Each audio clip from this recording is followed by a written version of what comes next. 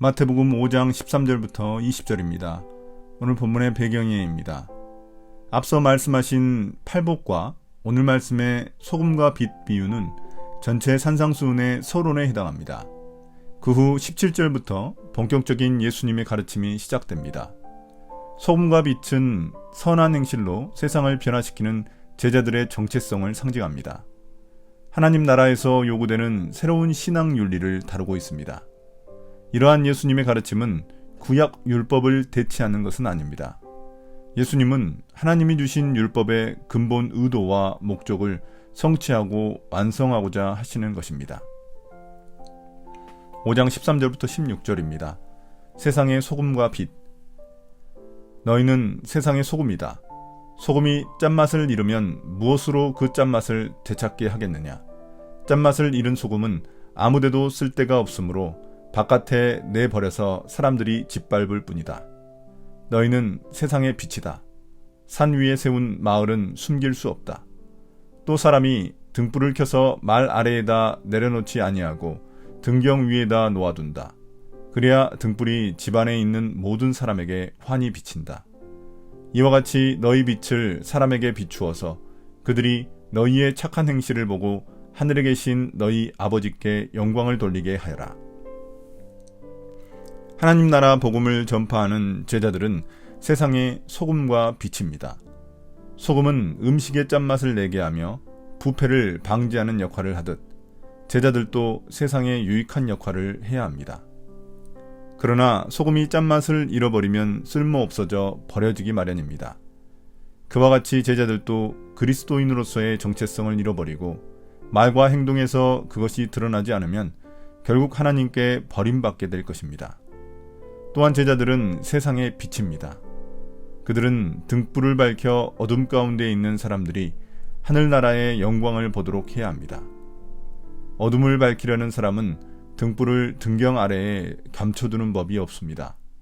그와 같이 제자들은 착한 행실로 세상을 밝게 비추는 빛입니다. 이처럼 제자들의 삶은 세상과 구별될 뿐만 아니라 세상과 매우 긴밀하게 연관되어 있습니다. 세상으로부터 영향을 받는 자들이 아니라 세상에 영향을 끼치는 자들입니다.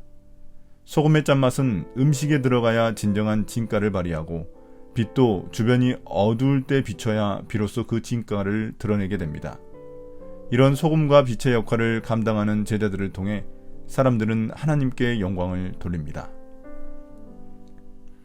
5장 17절부터 20절입니다. 율법의 완성이신 예수님. 내가 율법이나 예언자들의 말을 폐하러 온 줄로 생각하지 말아라. 폐하러 온 것이 아니라 완성하러 왔다. 내가 진정으로 너희에게 말한다. 천지가 없어지기 전에는 율법은 1.1획도 없어지지 않고 다 이루어질 것이다. 그러므로 누구든지 이 계명 가운데 아주 작은 것 하나라도 어기고 사람들을 그렇게 가르치는 사람은 하늘나라에서 아주 작은 사람으로 일컬어질 것이요. 또 누구든지 계명을 행하며 가르치는 사람은 하늘나라에서 큰 사람이라고 일컬어질 것이다. 내가 너희에게 말한다. 너희의 의가 율법학자들과 바리새파 사람들의 의보다 낫지 않으면 너희는 하늘나라에 들어가지 못할 것이다. 이제 갑자기 율법 주제가 등장합니다. 하나님 나라의 가르침과 율법이 어떤 관련성이 있는지 설명하시려는 것입니다. 예수님은 자신이 율법과 예언자들의 말을 폐기하려는 것이 아니라 오히려 완성하기 위해 왔다고 하십니다. 종교 지도자들은 예수님이 구약의 율법을 폐기하고 새로운 율법을 전파한다고 오해했지만 예수님은 오히려 구약 율법의 궁극적인 의도와 목표를 성취하여 율법을 완성하러 오셨음을 밝히시는 것입니다.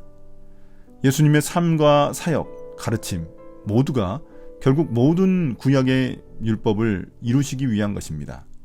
그러므로 이런 예수님의 가르침을 소홀히 여기며 행하고 가르치는 사람은 하나님 나라에서 소홀히 여김을 받게 될 것이라고 경고하십니다. 예수님의 가르침 중 작은 것이라도 작게 여기면 하나님 나라에서 작게 여김을 받을 것이라는 언어 유희를 사용하십니다. 당시 종교 지도자들은 큰 율법, 작은 율법을 자기들 마음대로 나눠 작은 율법은 무시했습니다. 이런 그들의 관행을 알고 예수님은 언어 유희를 통해 제자들에게 경고하시는 것입니다. 이처럼 예수님은 제자들의 의가 율법학자나 바리새인들의 의보다 낫지 않으면 하나님 나라에 들어가지 못한다고 경고하십니다. 여기서 제자들의 의란 하나님과의 올바른 관계 속에서 율법의 근본 중심인 사랑과 자비를 실천하는 삶을 의미합니다. 이런 제자들의 의란 종교 지도자들의 기계적인 율법 준수와는 근본적으로 다른 의입니다. 오늘의 묵상 포인트입니다. 첫 번째, 주님은 우리를 세상의 소금과 빛으로 부르셨습니다. 세상 속에서 선한 행실로 구별된 삶을 살아가지만 세상에 맛을 내는 유익을 내며 세상의 부패를 방지하는 소금으로 살아가야 합니다. 또한 세상의 어두운 구석을 밝혀 죽음이 생명으로 변화되도록 빛으로 살아가야 합니다. 자신을 녹여 짠맛을 내고 자신을 태워 빛을 내는 사람들이 하나님 나라의 제자들입니다.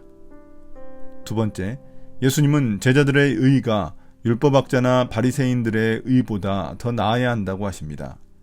우리의 신앙생활이 얼마나 무엇을 하느냐에 집중하기보다 얼마나 하나님과 가까운가에 집중해야 함을 의미합니다. 그렇기에 신앙의 근본 정신인 하나님 사랑, 이웃 사랑을 잊어서는 안 됩니다. 오늘의 기도입니다. 주님, 세상 속에서 소금과 빛의 역할을 잘 감당할 수 있게 도와주십시오. 제자로서 주님과 올바른 관계를 맺는 의로운 삶을 살아가게 도와주십시오. 예수님 이름으로 기도드립니다. 아멘.